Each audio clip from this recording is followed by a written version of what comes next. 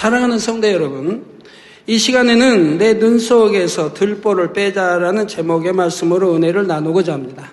세상 사람들도 흔히 눈은 마음의 창이라는 말을 합니다. 우리 사람의 몸에 있어서 눈은 세상을 담을 수 있는 카메라의 렌즈와 같고, 동시에 다른 사람에게는 그 사람의 내면을 드러내는 마음의 창이 되는 것이지요.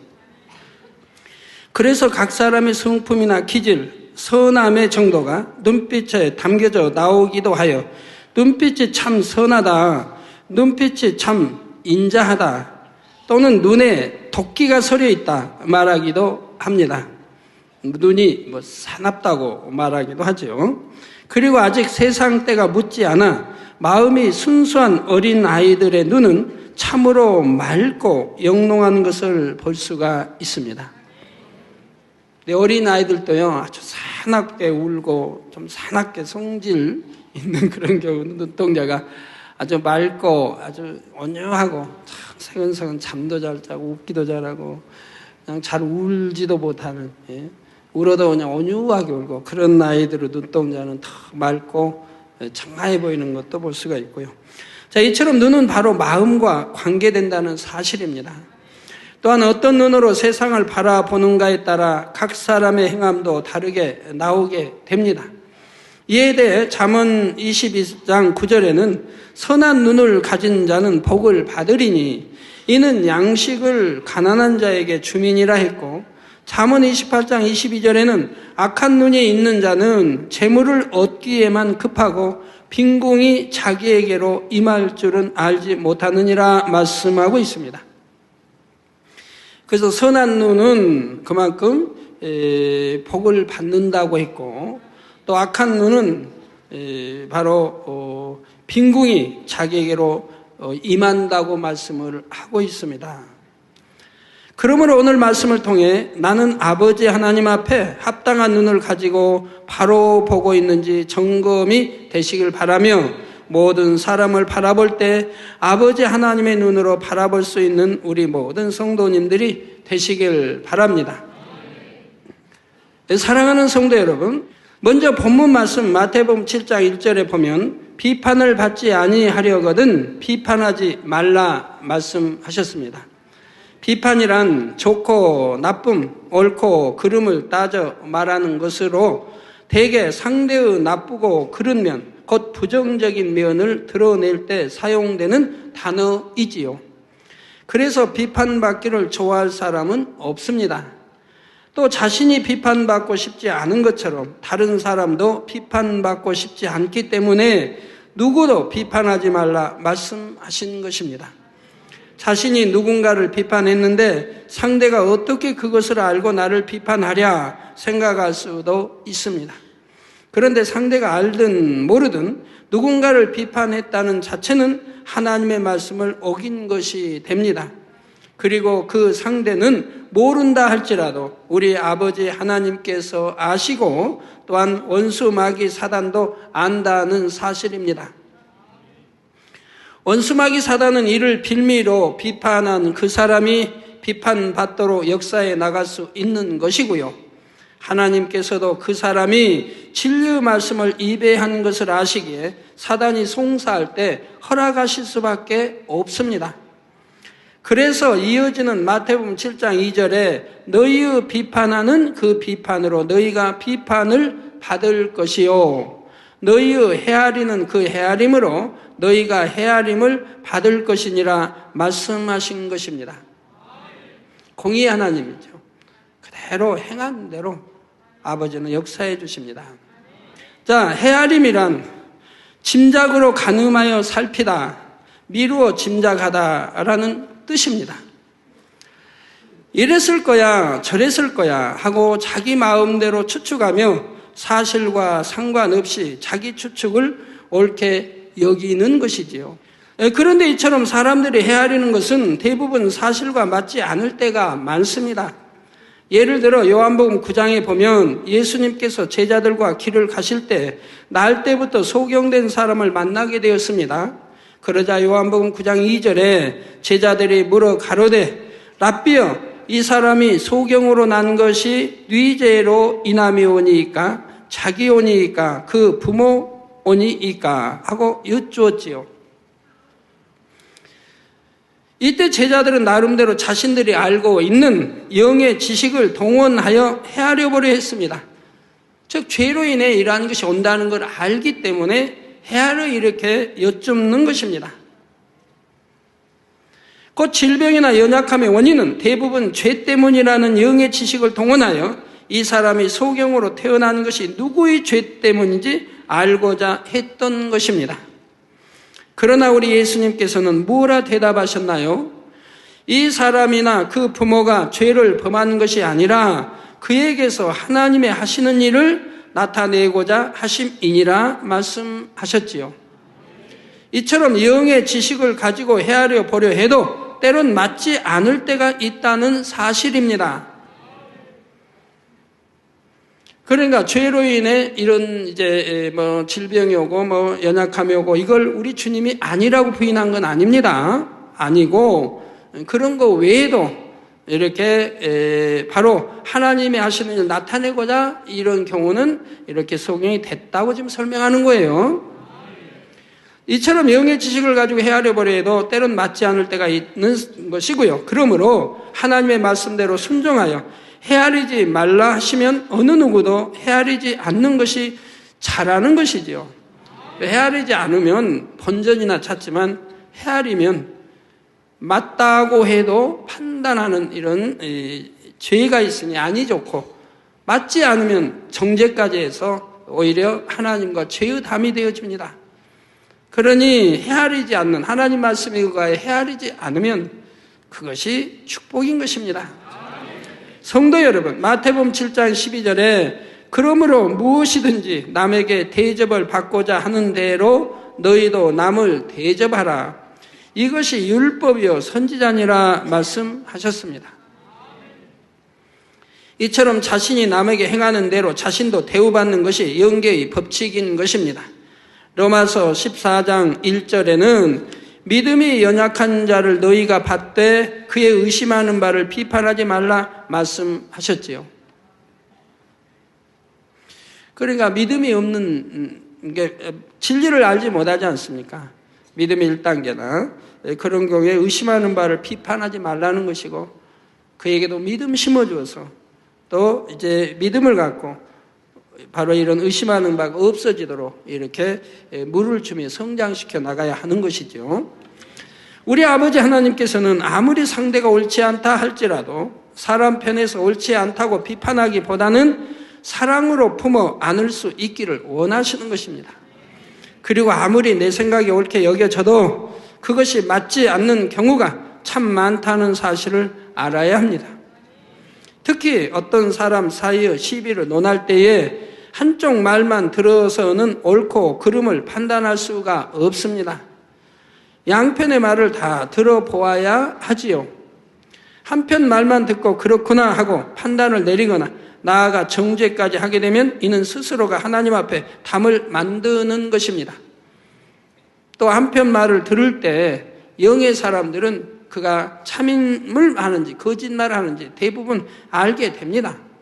그러나 영의 사람이 아니면 그 말을 그대로 믿으려고 하게 됩니다.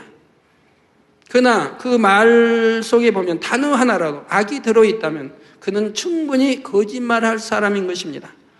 정말 악이 없는 선한 사람, 정말 온유한 사람이 말할 때 그 말이 그래도 믿어질 수 있는 거지만 그래도 100%는 믿을 수가 없는 거지요. 사랑하는 성도 여러분, 그런데 하나님의 말씀대로 순종하여 비판하고 싶지 않고 헤아리고 싶지 않은데 어느 순간 비판과 헤아림이 나오는 근본적인 이유는 무엇일까요? 그것은 마태복음 7장 3절 말씀에 어찌하여 형제의 눈 속에 있는 티는 보고 내 눈 속에 있는 들보는 깨닫지 못하느냐 하신 것처럼 바로 자신의 눈 속에 들보가 있기 때문입니다. 남을 판단하고 정죄하는 사람들은 또 수군거리고 하는 사람들은 자기 눈에 들보가 있는 사람입니다. 여기서 눈 속에 티나 들보가 있다는 것은 마음속에 있는 죄성들을 의미하지요. 죄성의 크고 작음에 따라 티 또는 들보로 표현된 것인데, 입으로 불기만 하여도 날아가는 티에 비하면 들보, 곧 대들보는 얼마나 큰지요. 티는 불면 날아가지만 들보는 아무리 불어도 날아가지 않습니다. 그만큼 티는 좀 가볍지만 들보는 더 큰 죄, 큰 악을 가지고 있는 사람인 것이라 이 말입니다. 이처럼 자기 마음 안에 큰 죄악의 뿌리가 있는 사람은 다른 사람들의 티와 같은 허물을 보아도 그것을 곧잘 드러내어 지적한다는 것입니다. 이는 또한 그 안에 영적인 사랑이 없기 때문이지요. 잠언서 10장 12절에 미움은 다툼을 일으켜도 사랑은 모든 허물을 가리우느니라 했습니다. 미움은 다툼을 일으킵니다. 서로 다툼이 있는 가운데 보면 미움들이 있고 감정이 있고요. 서운함이 있고요. 사랑은 모든 허물을 가리운다 이 말입니다. 그러니까 사랑하는 영적인 이런 사랑 있는 사람들이 가면 다툼이 있는 곳에도 평화가 임하는 것을 볼 수가 있습니다. 잠언 17장 9절에는 허물을 덮어주는 자는 사랑을 구하는 자요, 그것을 거듭 말하는 자는 친한 것을 이간하는 자니라 말씀하셨습니다. 내 안에 영적인 사랑이 있다면 형제의 눈 속에서 티를 보았다 할지라도 그것을 드러내지 않으며 덮어주게 됩니다. 물론 상대를 바로 잡아주기 위해서 사랑으로 지적해 주는 것은 좋습니다. 그런데 자기 눈 속에 들보가 있는 사람이 상대의 티를 지적한다면 이는 사랑으로 지적하는 것이 아니라 자기 악 속에서 나오는 것임을 알아야 합니다. 그래서 상대에게 어떤 깨우침을 주기보다는 상대의 마음에 고통을 주게 되고 충만함을 잃게 하며 나아가 상대를 실족시킬 수도 있는 것이지요. 자기 눈 속에 들보가 있는 사람은 이처럼 하면서도 자신이 잘못하고 있다는 사실을 알지 못하고요. 그러면 안 된다는 것을 깨우쳐 주어도 자신과 상관없는 말씀으로 생각합니다. 꼭 그런 사람은 누가 안 된다고 지적해봐요. 화가 분기처럼 일어나는 걸 또 볼 수가 있으니까요. 받으려고 하지를 않지요. 상대의 고민을 받으려고 하지를 않습니다. 다는 아니겠지만 대부분이 그런 걸 봅니다. 나는 하나님을 사랑하고 하나님의 말씀대로 살아간다 그것도 믿는 사람들은 생각하지요. 나름대로 믿음이 있다 생각하지만 말씀을 들을 때는 마음의 문을 닫고 있기 때문에 자신을 발견하지 못하며 깨우치지 못하고 여전히 비판하고 헤아리는 말이 입술을 통해서 나오는 것입니다. 혹여 내가 그런 사람이 아닌가 돌아봐야 할 것입니다.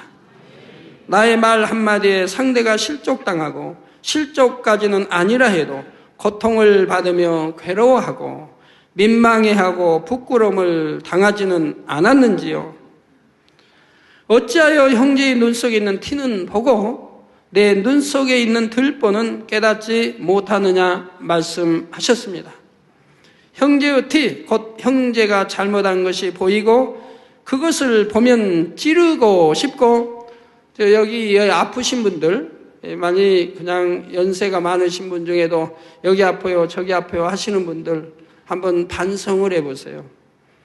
내 나이가 몇인가, 내가 60, 70을 살았고 80을 살았지만, 그러니까 더 다른 사람보다 하나님 말씀도 더 많이 들었지만 과연 나는 온유한 사람인가? 내 입술에 온유한 말만 나오는가 아니면 거친 말이 나오는가? 내 아랫사람이라 해서 함부로 대하고 험한 말을 담지 않았는가 한번 생각해 보세요. 여기 쳐다보시면 좋겠는데다. 그런 분들 제가 여러 명 압니다. 너무 혈기도 많고 입에 너무 말이 거칠어서 너무 욕설이 자기 마음에 맞지 않으면 막 욕을 뱉는 분들, 물론 제 앞에서는 안 그러지만, 물론 제 앞에서도 심하게 어느 분을 송사하는 걸 제가 봤습니다만 그 입이 말이 얼마나 거칠은 걸 봐요. 너무너무, 저건 너무 심하다. 그리고 얼마 있지 않다 당회장님, 나 여기가 이렇게 아픈데요, 기도 좀 해주세요. 차마 제가 지적을 못합니다. 권사님, 아니 너무너무 권사님이 약하여 하나님 지킴을 받지 못하지 않습니까? 차마 말을 못합니다. 왜요? 만약 그랬다가 저한테까지도 성도들 많은 데서 손이 올라오고 숫기가 나면 어찌합니까? 무슨 부끄러움입니까? 그래서 못하는 거예요. 많이들 깨우쳐 보세요. 많이들 여러분 깨우쳐 보세요. 형제의 티, 곧 형제가 잘못한 것이 보이고 그것을 보면 찌르고 싶고 남에게 전하고 수군거리는 입술을 가진 사람이라면 자신의 눈 속엔 들보가 있다는 것을 알아야 합니다. 그런다고 어떤 분이 권사님은 장로님 눈에는 권사님은 장로님은 들보가 눈에 들보가 있는데 해봐요. 만약 했다고 해봐요. 그건 큰일 나죠. 자, 그런데 이렇게 비판하고 헤아리기 좋아하는 사람들은 상대의 티보다 훨씬 큰 들보가 자기 안에 있는 것입니다. 하나님의 말씀이니 틀림이 없지요. 내게 티가 있으므로 상대의 티가 보였고 내 눈에 들보가 있으므로 상대의 티가 잘 보이는 것입니다. 그렇지 않다면 상대가 아무리 잘난 체하고 거만하게 행동하며 거스리는 행동을 해도 미움이나 감정이 생기는 것이 아니라 오히려 사랑으로 덮어가는 것입니다. 내 눈에 들보가 없고 내 눈에 티가 없으면 상대의 좋은 점만 보게 되고 상대의 신앙에 맞춰서 이해할 수 있게 되지요. 자, 만일 상대의 티가 정말 잘못된 것이라면 그 영혼에 대한 안타까움으로 상대를 위해 기도해 줄 수 있는 것입니다. 그러니 미운 사람이 없지요. 내 눈에 들보가 있기 때문에 상대의 눈에 티가 보이고 싫은 것임을 깨달을 수 있으시길 바랍니다. 그래서 이어지는 마태복음 7장 4절에서 5절에 보라 내 눈 속에 들보가 있는데 어찌하여 형제에게 말하기를 나로 내 눈 속에 있는 티를 빼게 하라 하겠느냐. 외식하는 자여 먼저 내 눈 속에서 들보를 빼어라. 그 후에야 밝히 보고 형제의 눈 속에서 티를 빼리라 하셨습니다. 이처럼 내 눈 속에 있는 들보를 빼어야 상대를 진리의 말씀으로 밝히 조명할 수 있다는 사실입니다. 즉 내가 성결됐다고 하면 영으로 무장된 사람 아닙니까? 하나님 말씀 진리로 내 안에 무장된 사람이니까 이 진리의 눈으로 보게 됩니다. 진리로 보게 된다 이 말. 내 마음에 바로 이 진리로 보게 되기 때문에 바로 볼 수가 있다 이 말입니다. 그러면 눈 속에서 들보를 뺀다는 말씀의 의미는 구체적으로 무엇일까요? 여러분도 티도 있고 들보도 있을 수 있는데 그럼 이 들보를 빼내고 싶으시죠? 그러면 어떻게 해야 이 들보를 빼낼 수 있는 겁니까? 앞서 들보는 마음속에 있는 큰 죄성들을 말한다 했습니다. 죄도 다 다르지 않습니까? 어떤 사람은 죄송합니다. 안 좋은 표현 좀 할게요. 파리똥, 쥐똥, 개똥 다 다르지 않습니까? 똥은 똥이래. 크고 적고 다 다르지만 그래도 똥은 똥입니다. 죄도 크고 적고는 다 있지만 그래도 죄는 죄대 적은 죄도 있고 큰 죄도 있습니다. 아버지 나 이런 죄 지었는데 용서해 주세요. 믿습니다 하고 돌이키면 바로 용서되는 죄도 있고 어떤 것은 아버지 나 이런 죄 지었는데 용서해 주세요. 밤낮 없이 부르짖고 금식에도 용서가 되지 않는 죄도 있습니다. 자, 그런데 들보와 같은 큰 죄성들을 빼내어 버리면 작은 죄성들은 자연히 사라진다는 사실입니다. 이는 마치 나무를 뽑을 때 큰 뿌리를 뽑아내면 잔뿌리들은 자동으로 딸려 나오는 것과 같지요. 이처럼 마음 속에 있는 죄성들 중에서도 각자에게 있어서 가장 버리기 힘든 죄성을 가장 먼저 집중적으로 뽑아내 버리면 됩니다. 큰 죄성을 놓고 기도를 하시라 이 말이에요. 그래서 그걸 뽑아내 버리면 그 안에 잔뿌리들은 자연적으로 뽑혀 나온다 이 말입니다. 예를 들어 미움이라는 죄성을 뽑아내 버리고 사랑으로 채운다면 자연히 시기나 질투 같은 죄성들은 사라지지요. 또한 사랑하는 사람에 대해서는 수군거릴 리도 없고 비판할 리도 없습니다. 판단하고 정죄할 리는 더더구나 없고요. 그러므로 성경에 보니 버리라는 것이 아주 많은데 그걸 언제 다 버립니까? 생각하며 염려할 필요가 없습니다. 만일 어떤 집에서 들보를 빼내버린다면 그 집이 무너질 수밖에 없듯이 자신의 마음 속에서도 들보와 같이 가장 버리기 힘든 것을 집중적으로 기도하며 금식을 해서라도 버려나가면 되는 것입니다. 이처럼 들보를 빼내는 사람은 신속히 영으로 변화되어 갈 수가 있지요. 그래서 눈 속에서 들보를 뺀 사람은 진리인 하나님의 말씀 안에 있는 사람이요 마음에 영적인 사랑이 임한 사람입니다. 마음 안에 영적인 사랑이 충만하여 아무도 미워하지 아니하고 원수까지도 사랑할 수 있고 원수와도 화목할 수 있는 사람인 것입니다. 남을 위해서 희생해 줄 수 있는 사람이고요.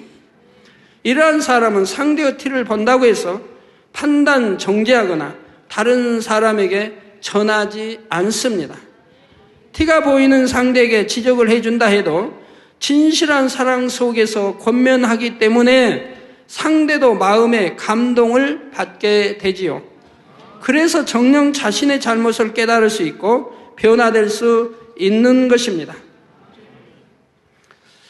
여러분이 죄를 자꾸 버리는데 어떤 분은 그래 자꾸 버리는데도 자꾸 나온대요. 끊임없이 나온대.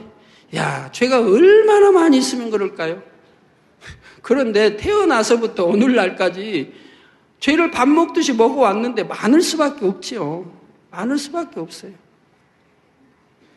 근데 여러분 왜 빼내도 자꾸 나오는지 자꾸 나옵니다. 그래도 자꾸 빼내봐요, 열심히. 그러면 결국은 없어져요. 근데 어떤 사람은 몇 년을 빼내도 여전히 나온대요. 그 사람은 왜 그러느냐? 제가 시험을 한번 해볼까요? 실험을 한번 해볼까요? 왜 그러는지? 근데 실험 준비를 안 해와서 참 그러네요.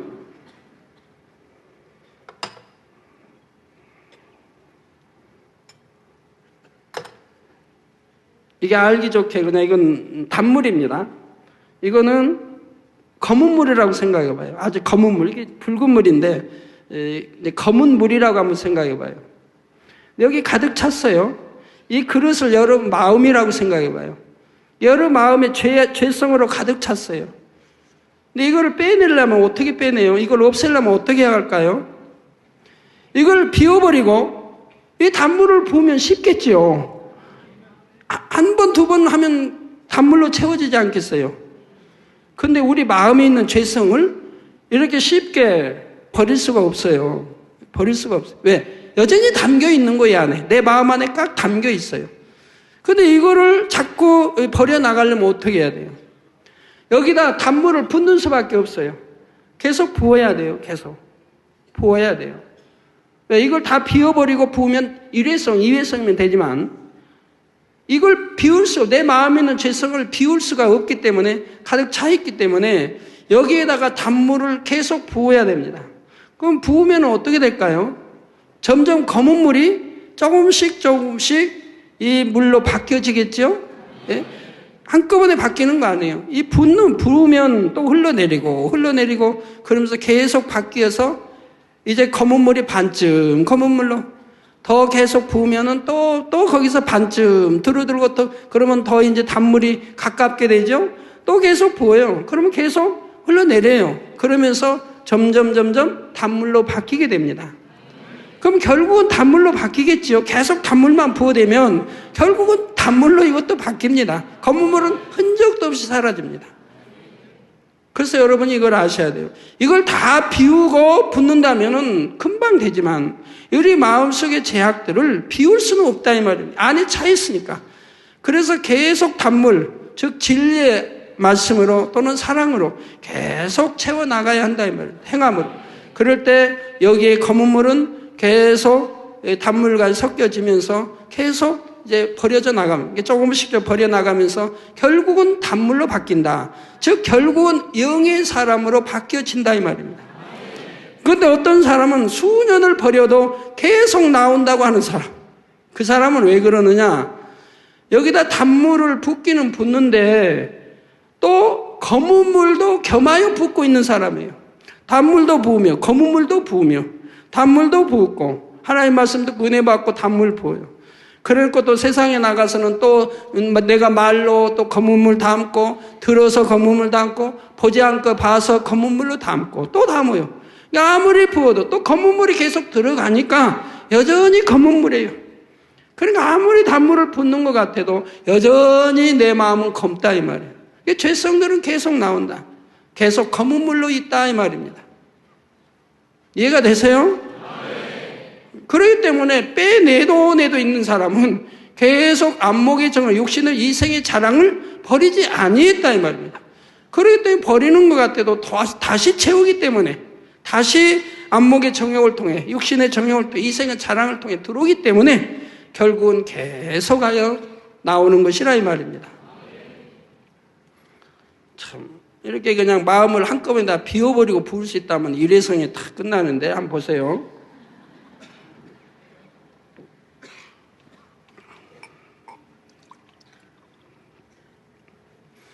자, 일회성이 단물되지 않습니다. 그런데 이렇게 비울 수가 없다 이 말이에요. 안에 차 있는 거를. 그러니까 생명의 말씀으로 계속 행함으로 부어나갈 때, 채워나갈 때 결국은 조금씩 해서 지워져 나간다 이 말입니다.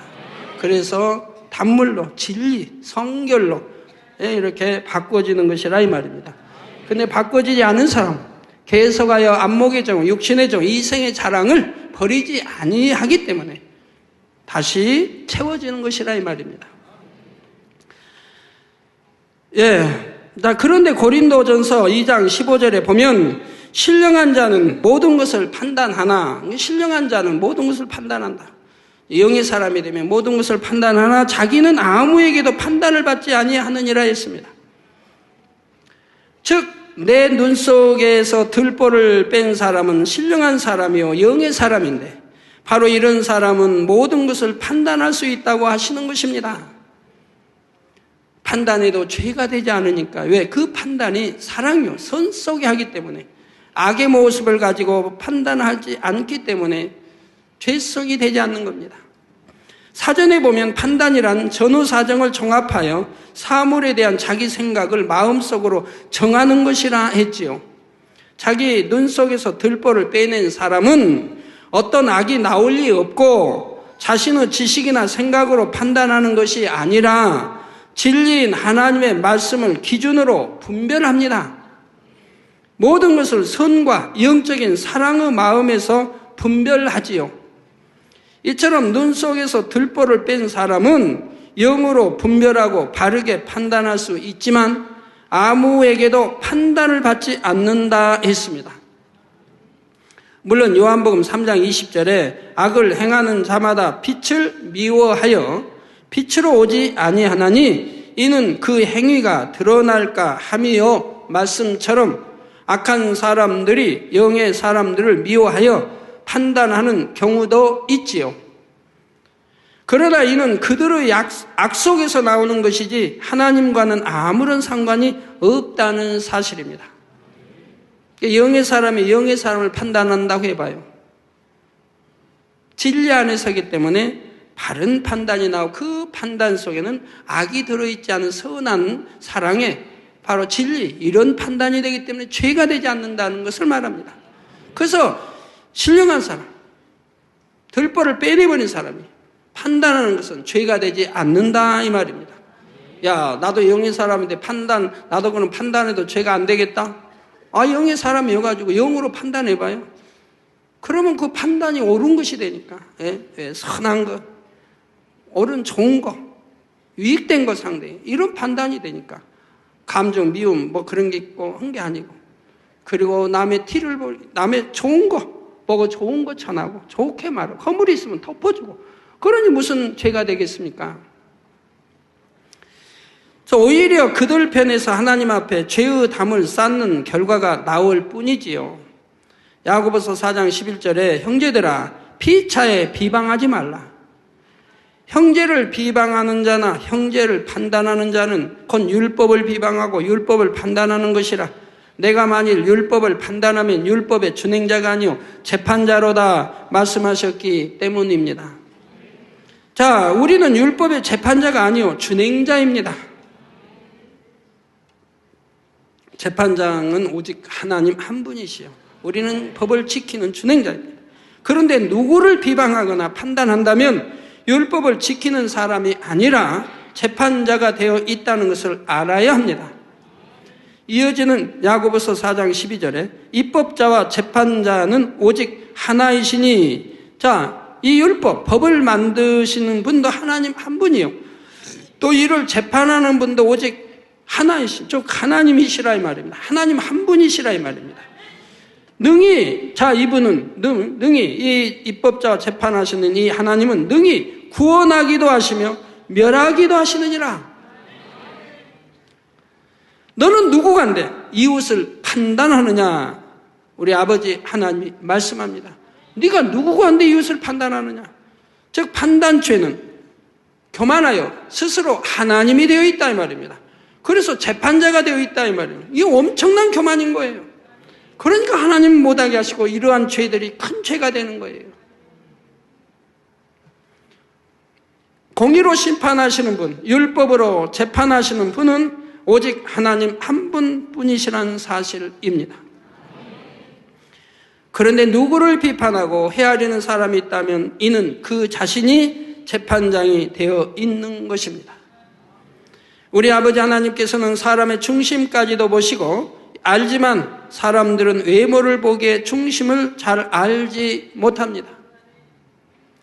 사무엘상 16장 7절에 보면 여호와께서 사무엘에게 이르시되 그 용모와 신장을 보지 말라. 내가 이미 그를 버렸노라. 나의 보는 것은 사람과 같지 아니하니 사람은 외모를 보거니와 나 여호와는 중심을 보느니라 하셨습니다. 우리도 사람의 중심을 보려고 하면 성령의 조명을 받아야 합니다. 성령님은 아버지 하나님의 깊은 것까지 통달하실 수 있기 때문입니다.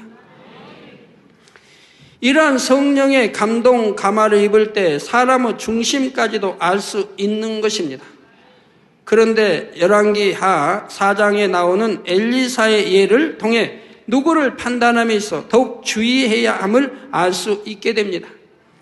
수넴 여인은 엘리사 선지자를 극진히 공개함으로 잉태의 축복을 받아 아들을 얻게 되었지요.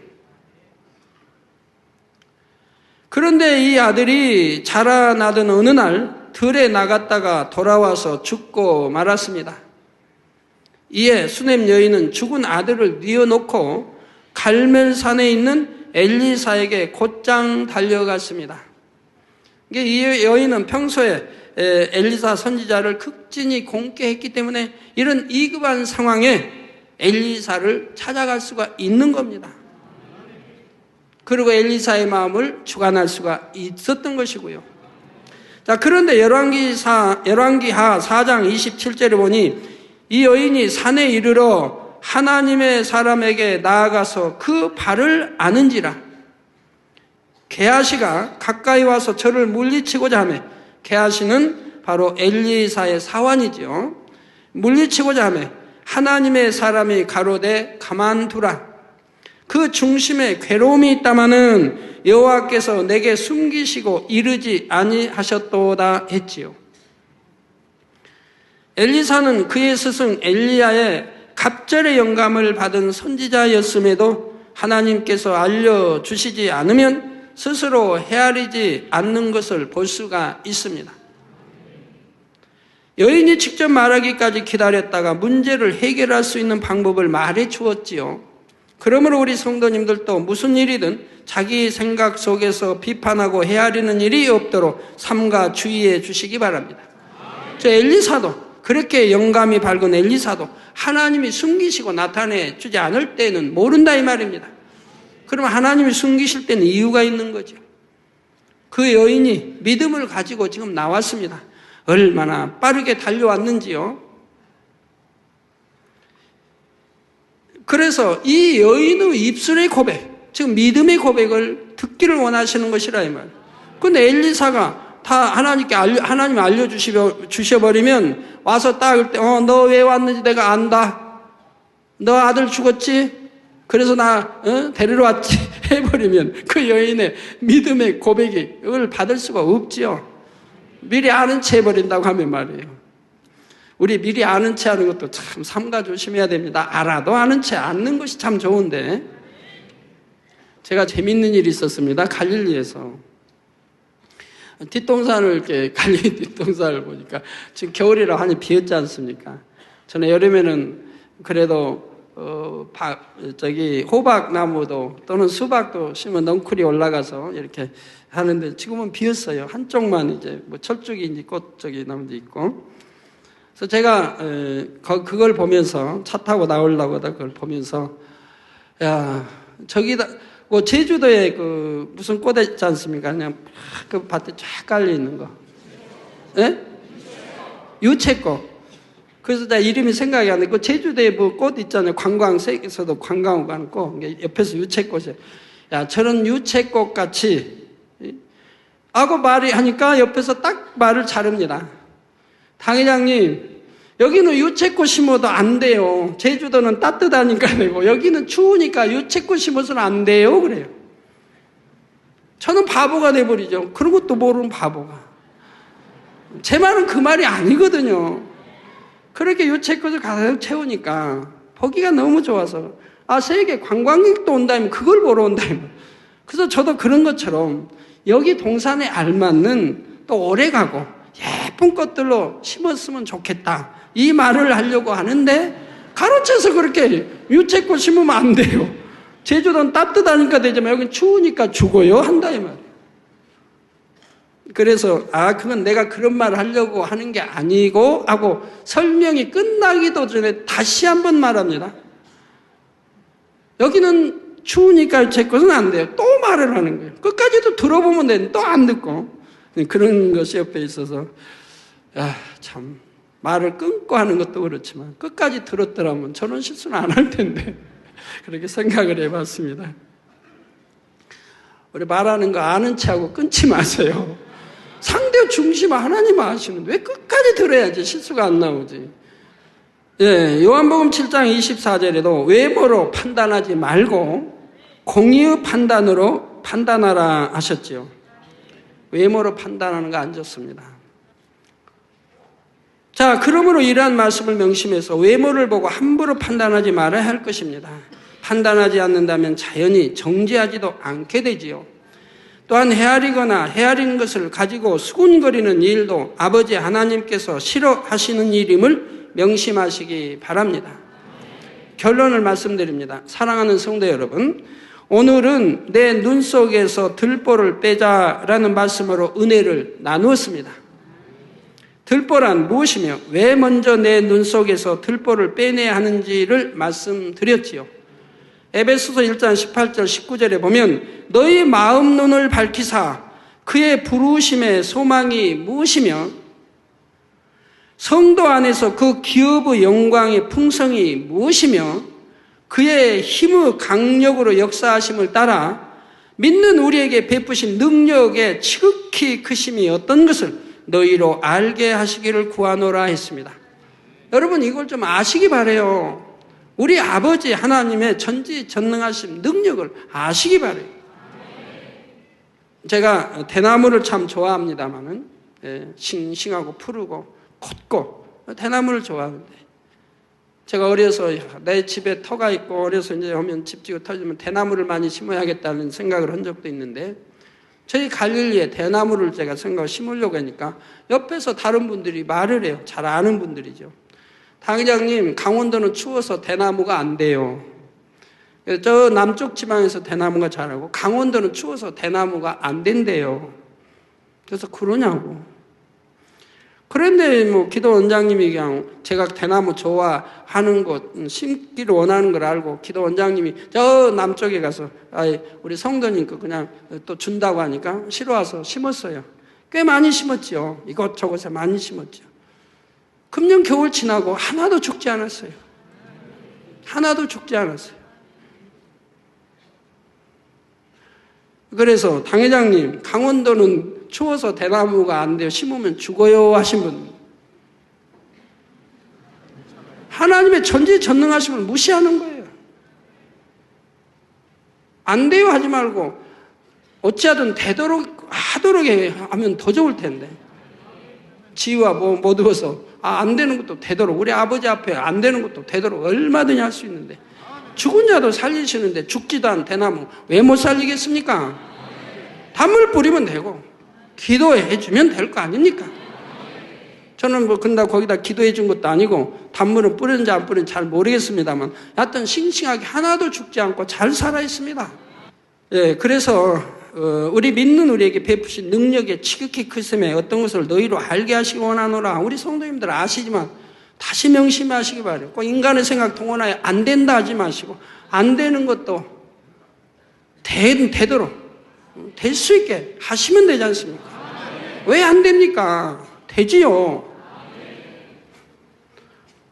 아까도 어느 가정에 왔는데 간증을 합니다. 부인 되신 분이. 당회장님, 그 어머니 되신 분도 72세인가 되신데 구성년들 와서 기도 한번 받고 깨끗해지고 오늘날까지 한 번도 아프지 않으시다는 거예요. 건강하시다는 거예요. 72세 된. 이제 말합니다.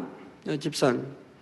당장 전에 제가 이렇게 아파서 병원에 가니까 뭐 폐라고, 폐에 물이 있고 뭐 어떠고, 여기가 이제 너무너무 통증이 심하고 아파가지고, 그리고 여기에 물이 400g이 들어있다. 그래서 빼내야 된다. 그 위험하니까 입원하라. 근데 이분이 진찰만 하고, 왜 아픈지 알기 위해서 진찰만 하고, 나는 입원 안 합니다. 그냥 태어날랍니다 하니까, 태어나면 안 된다, 죽는다. 여하튼 당장 수술 받아야 된다. 남편 씨도 믿음이 좋아서 그냥 안에 태어나게 해서 바로 왔습니다. 와가지고 저에게 기도 받았습니다. 딱 한 번 받고 통증이 사라지고, 그리고 이제 다음에 가서 병원에 가서 진찰을 해보니까 흔적도 없이 깨끗해졌다 이 말입니다. 깨끗해져 버렸다.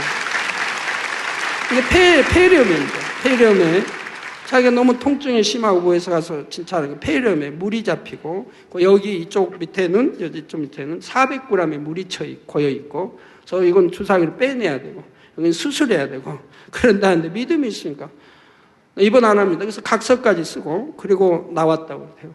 가지고 저에게 와서 기도 한 번 받고, 그리고 통증이 사라지고, 그리고 다음에 가서 진찰해 보니까 흔적도 없이 깨끗해졌다. 어떻게 참 이런 일이 있느냐? 이렇게 하죠. 아까 어떤 어린아이는 또 거기도 가족 중에 와서 간증하던 어린아이 무슨 병이라고 했나? 하여튼 태어나서 병원에 가니까 무슨 병이라고 해가지고 뭐 위험하다 하기도 뭐 여하튼 그런 건데, 믿음으로 와서 기도 딱 받고, 그리고 병원에 안 갔대요. 병원에서 입원하라고, 큰일 난다고, 잘못 죽는다 이런 건데, 그냥 뭐 걱정도 안 되고 와서 저한테 와서 기도 딱 한 번 받고, 그 병원에 안 갔대요. 그때 병원에서 연락이 왔더래요. 그 아이 어떻게 된 거냐? 왜 안 오냐 병원. 병원에서 지금 한 거는 죽었을 거다 생각. 병원의 의사들인데 회의를 안 되나요? 그래서 아이 놓고 회의도 하고 했나 봐. 이 어린아이가 오지도 않으니 지금쯤 죽었을 거다 생각한 거예요. 갖고 어린아이가 어떻게 됐냐? 그러니까 어린아이 건강에 잘 자랍니다. 그러면 젖은 어떻게 먹느냐? 젖도 빨지를 못한대요. 힘이 없어가지고 젖도 빨지를 못한대요. 그런데 젖은 어떻게 먹느냐? 젖 모유 먹이고 있어요. 어머니 젖 모유. 병원에서 너무 놀래더래요. 더군다나 모유 먹인다고. 입 벌리고 먹인 것도 아니고 모유를 그럼 빨아 먹어야 되는데 힘이 없어. 혀도 못 놀리고 병원에서 태어나 열흘이나 있었대요.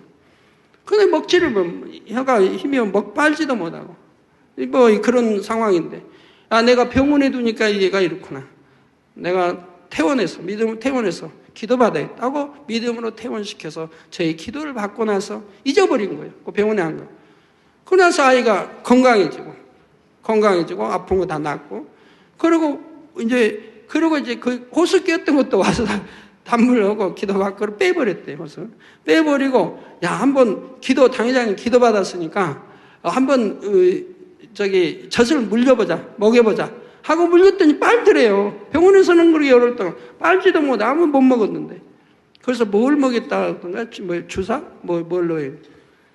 그런데 기도받고, 이게 또 빼버리고, 호수도 빼버리고, 기도받고, 한번 물려보자. 먹으니까 그냥 빨아먹더래요. 가지고 먹이니까 병원을 그래 안 갔다요. 병원에서 그렇게 연락이 와서 살아있다. 그러면 뭐 어떻게 먹기는 어떻게 먹느냐. 젖 먹고 있다. 더군다나 젖을 모유를 먹고 있다. 이거 너무 한번 데리고 와봐라. 그랬다고 간증을 듣습니다.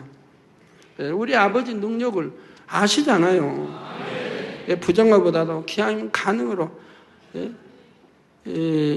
할 수 없는 일, 불가능도 가능으로 바꾸신 우리 만민의 성도님들이 되시기를 바랍니다. 이처럼 내 눈 속에서 들보를 빼내므로 마음 눈이 밝아진다면 영육간의 모든 것을 더욱 분명하게 깨달아 알 수 있게 됩니다. 특별히 아버지 하나님께서 본 재단을 통해 거침없이 역사에 나가시는 영의 흐름 가운데 우리 성도님들의 마음 눈이 더욱 밝아지길 원합니다. 그래서 되어지는 모든 일들을 바라볼 때 영으로 깨달아 알게 되므로 마음으로 하나 되어 그 역사에 동참할 수 있기를 바라는 것이지요. 또한 주님의 마음과 주님의 눈으로 모든 사람을 바라보며 서로가 영으로 신속히 변화될 수 있도록 사랑으로 밀어주고 끌어주며 하나 되어 나아갈 수 있기를 바랍니다. 그리하여 우리 주님 오시는 그날 우리 만민의 성도님들은 모두가 다 영광스러운 천국 잔치의 주인공이 꼭 될 수 있기를 주님의 이름으로 축원합니다.